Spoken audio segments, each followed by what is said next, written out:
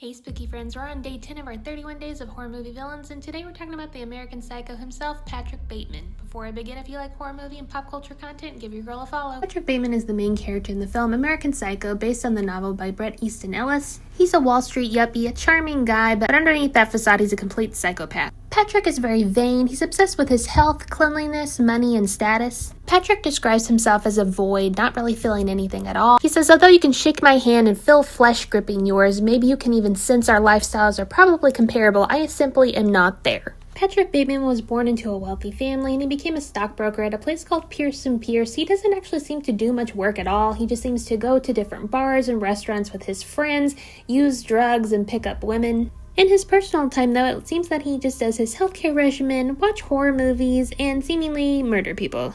Patrick puts on a mask, but deep down he's literally a void of evil.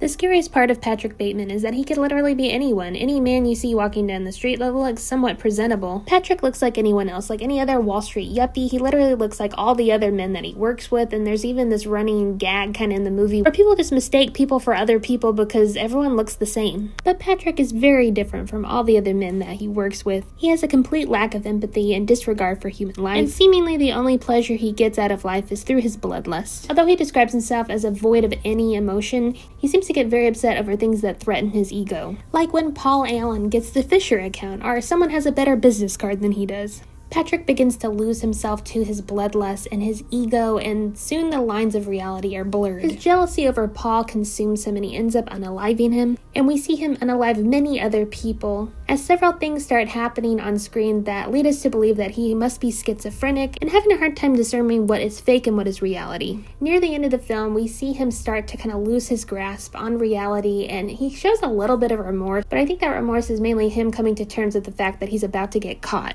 At the end of the film, it turns out that Patrick Bateman might not have done all the things that he thought he did. He might not have unalived as many people as he thought. So we as the viewer are to understand that he might be completely losing his grip on reality. But to observe him in this environment is so interesting because he will say some completely unhinged things, and it's like his friends do not pay attention to him because everyone's so self-absorbed. At the end of the film, Patrick understands that he's kind of trapped in this meaningless void of existence. It seems as though his privilege in the environment in which he lives kind of gives him the opportunities to do unhinged things without anyone really paying that much attention. I love this movie and I love this character, but Patrick Bateman is a shallow void of a human that's wrapped up in consumerism, trying to live up to all the people around him, but inside he is a completely empty void who's just kind of searching for something to fill that void. His kill count is around 20 to 40 people. Did he actually kill anyone? Did he imagine it all? Or did he actually commit some of the murders that he thought he did?